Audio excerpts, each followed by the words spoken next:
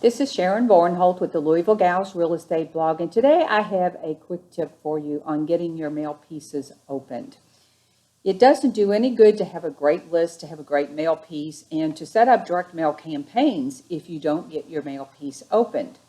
And there are a few quick and easy things that you can do to ensure that you have above average chance of getting your mail piece open.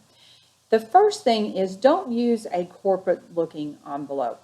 Now, what I generally do in most cases is I have my return address on there because I want to get the mail piece back if it's not delivered. So I'll put the business address. I do not put my name on the outside of the envelopes.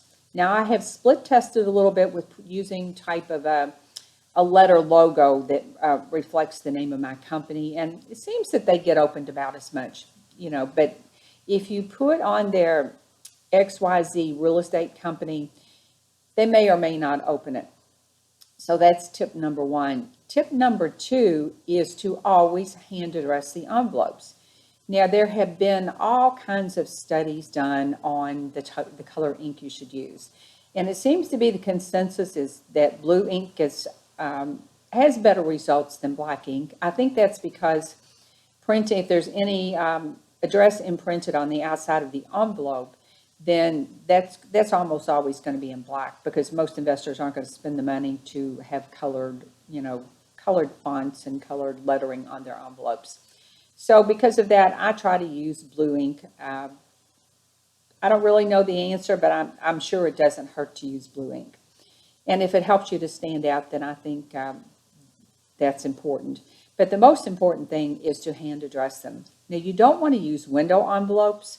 That definitely screams, I'm a junk mail piece. And in my estimation, you get better open rates if the envelopes aren't put through a printer or if they don't have labels on them. If it looks like you took some care to get this mail piece ready for them and that it came from an individual, you'll have better luck getting it opened.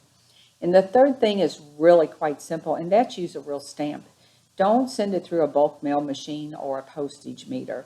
And get a stamp if you want that's different. Get something that's spring-like or something that speaks to you. It seems like when you get the rolls of stamps, you have to get flags, and well, nobody looks at a flag stamp, but they might look at a brightly colored, I don't know, a rose or some other type of stamp. But be a little bit different with your stamp. I know people that put the stamps on crooked that do all sorts of things, or they'll put on a stamp and put a 1-cent stamp, 2-cent stamp with that. And that certainly doesn't help because your goal is to get it opened. You're going to really sell yourself and what you can do for that seller when you get the appointment or when you get them on the phone. But your first goal and your ultimate goal with your mail piece is just to get it opened if it's a letter.